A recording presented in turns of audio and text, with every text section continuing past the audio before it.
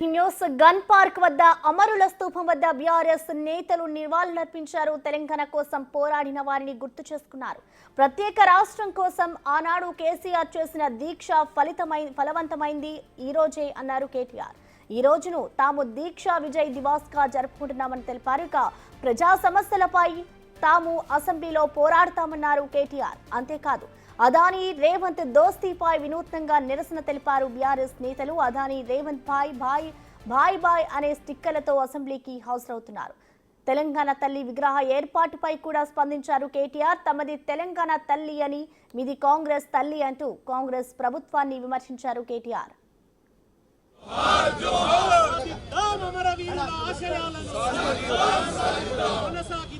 తెలంగాణ వారసత్వాన్ని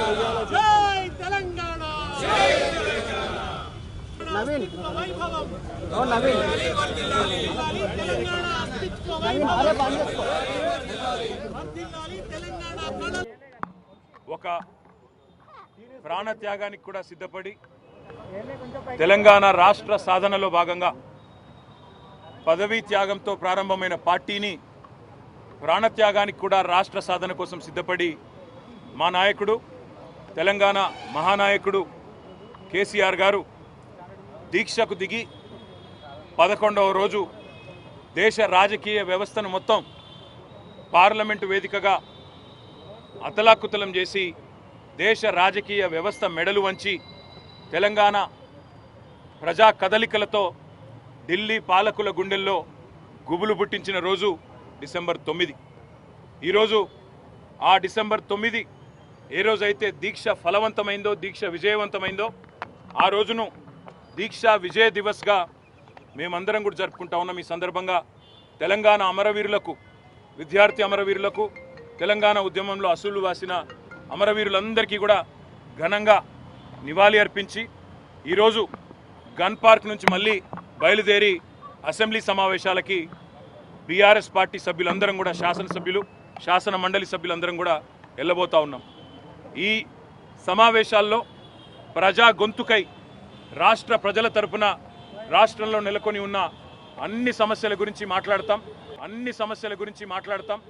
అదే మాదిరిగా ఈరోజు ముఖ్యంగా కాంగ్రెస్ పార్టీ చేస్తున్న దుర్మార్గపు ఆలోచన, దేశంలోనేమో అదానీ మంచివాడు కాదని ఇతర రాష్ట్రాల్లో ప్రచారం చేస్తూ, ఇక్కడ రాష్ట్రంలో మాత్రం రేవంత్ రెడ్డి అదానీ అలై బలై చేసుకొని ఏ రకంగా ముందుకు పోతున్నారో, ఏ రకంగా ఒకవైపు రాహుల్ గాంధీ ఢిల్లీలో, అదేవిధంగా ఇతర రాష్ట్రాల్లోనేమో అదానీ మీద దుర్మార్గ ప్రచారం చేస్తూ ఇక్కడ మాత్రం అదానీ మంచివాడు అన్నట్టుగా నటిస్తున్నారో, ఆ ద్వంద్వ ప్రమాణాలను కూడా ఎండగట్టడానికే ఈరోజు ఈ రకంగా అదానీ రేవంత్ ఒకటై తెలంగాణ ప్రజలతో ఆడుతున్న నాటకాన్ని కూడా బయట పెట్టడానికే ఈ రకంగా మేము నిరసనగా ముందుకు పోతా ఉన్నాం. అదే మాదిరిగా రాష్ట్రంలో నెలకొని ఉన్న ప్రతి సమస్యని కూడా, గురుకుల పాఠశాలలో నెలకొని ఉన్న సమస్యలు కావచ్చు, రైతాంగంలో నెలకొని ఉన్న సమస్యలు కావచ్చు, లగచర్లలో దౌర్జన్యంగా భూములు లాక్కుంటున్న వైనం కావచ్చు, అదే మాదిరిగా నెరవేరని గ్యారంటీలు, ఇచ్చిన 420 హామీలు వాటిని తుంగలో దొక్కిన వైనం, అన్నింటికి మించి తెలంగాణ అస్తిత్వం మీద జరుగుతున్న దాడి, ఇవాళ తెలంగాణ తల్లినే మారుస్తానంటున్న రేవంత్ రెడ్డి యొక్క దుర్మార్గపు ఆలోచనను కూడా నిరసిస్తూ మేమందరం కూడా ఈరోజు శాసనసభ సమావేశాల్లో మా పార్టీ తరఫున, తెలంగాణ ప్రజల తరఫున మా పార్టీ యొక్క ఆలోచన విధానాన్ని, తెలంగాణ ప్రజల యొక్క ఆర్తిని ఈ 2 సభల్లో కూడా వినిపిస్తాం.